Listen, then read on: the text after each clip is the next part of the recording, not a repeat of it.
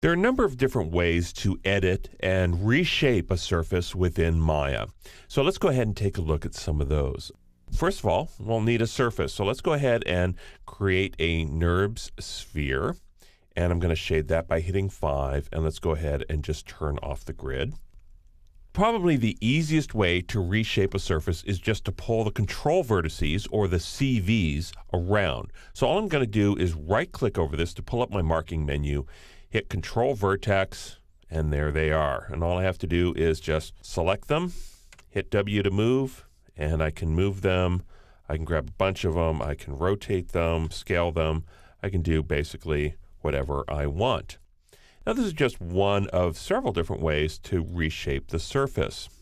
Now, if you're working with control vertices, one nice way to select them is to use the arrow keys. Now, this is very similar to how you would use them on NURBS curves. You can just select an individual or a group of CVs, and then you can just use your arrow keys to walk around and pick different ones. So this might be an easier way to pick CVs. You can pick one that's readily available and then walk your way down into one or something like that.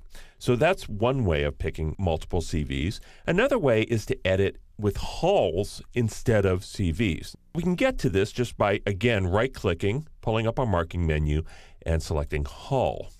Now you'll see this kind of looks a little bit like a polygonal mesh around our NURBS surface, and in some ways hulls kind of represent edge loops. So if I click on the hull, notice how it selects the whole ring of CVs all the way around. So I can just select that hull and move it around. So if I wanted to, for example, do this or this. So this is a really great way to very quickly select either the latitude or the longitude lines of a surface. So I can click on a vertical one here, and you can see how I can select either the U or V direction of that surface. I'm going to jump back out to object mode here and just click on this. And there's another tool very similar to what we had with NURBS curves, and that's called the surface editing tool. So if I go into Edit NURBS in my surfaces menu, all the way down almost to the bottom, there's an option here called Surface Editing Tool. Select that, and it brings up a tool that's very similar to the curve editing tool we just looked at. Now what this does is allows me to move around on the surface and edit it. So for example, if I grab that box, I can actually pull or push the surface. This little button here moves it around. So I can actually go anywhere I want on that surface. And then I can grab that box and pull and push it. This one, this longer one, is kind of more my tangent. So if I grab the very end of this, you can see how I can squish or stretch it. So I can make a pinch if I want, or I can expand it. And this box here allows me to actually move that tangent. So this makes it kind of a little bit like a Bezier curve, and I can also move that left or right. And so if you look at the object here, we can actually go back into object mode. You can see how that's actually affected the surface. The final one is a tool that allows me to open and close surfaces. Again, this is very similar to opening and closing a curve. So if I go into my Make NURBS sphere here, and let's go ahead and just take that sweep and kind of make it more of an open surface here. So if I want to, I could actually have Maya close the surface for me. So I go into object mode here, I go into Edit NURBS, and we just have open and closed surfaces. This is a little different than dialing it closed through the sweep. It actually kind of, again, interpolates one end of the curve to another to create that cap. And we can, again, open that as well. So those are some basic tools for editing and reshaping NURBS surfaces, and you can use these when you're fine-tuning your surfaces and your models. So now that we understand how to edit NURBS surfaces, let's go ahead and put some of that to use. So I'm going to go ahead and open a scene, and it's called Scooter Reference. Now what this is just the reference for that scooter that we've been playing with. So let's go ahead and use some NURBS editing tools to make some parts for this scooter. So let's go ahead and start off with this front fender here for the scooter. So I've got this reference set up. So let's just go ahead and model against this reference.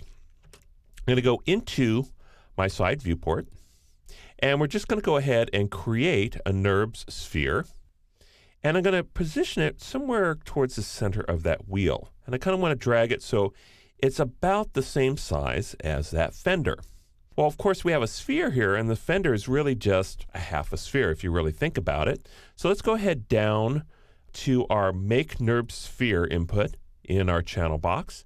And let's go ahead and just kind of cut this in half. So I'm going to turn my start sweep up to 180, and that kind of cuts that in half. And then let's just right-click over this and go Control Vertex. And now all we have to do is just start reshaping. In fact, I really want to rotate this a little bit first, so I'm going to go ahead and select this in object mode and rotate it so it's about the right angle to what I have here. And then I'm going to go into Control Vertex. And now just grab, I'm going to just box select some of these and just start moving them around.